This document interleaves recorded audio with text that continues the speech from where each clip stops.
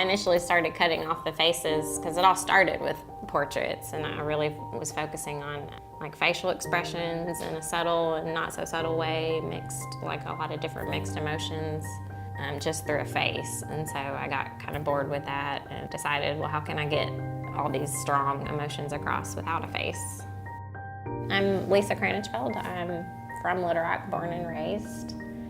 And the figures that I draw are very intentional in their poses. They're very aggressive and strong and confrontational, which women are not depicted as either most often.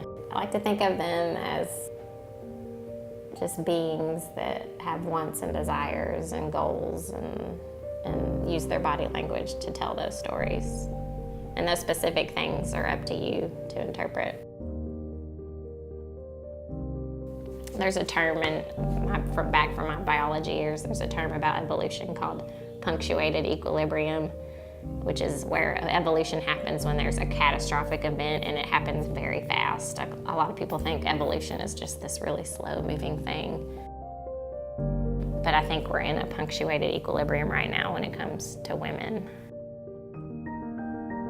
Things are happening that are making it happen very fast. And all these protests have been kind of really energizing and inspirational too for my work.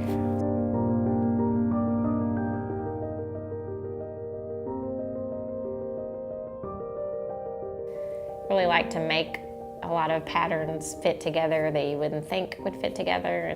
So there are two kinds of snakes that are kind of entwined where they don't really look like snakes. They look more like a pattern in the rug, but when you look closer, they're like recognizably snakes that you can't unsee. And then the piece is called New Skin, referencing those snakes. I'm a very introverted person. I think part of the reason I gravitated to art is because I don't like talking very much.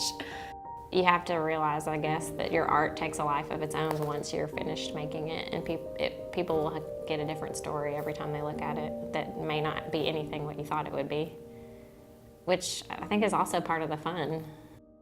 Like a little girl that had that same skin color and braids just saw that painting recently at an art fair, and she loved it. And I love that she loved it because she saw herself in it, and that's really powerful.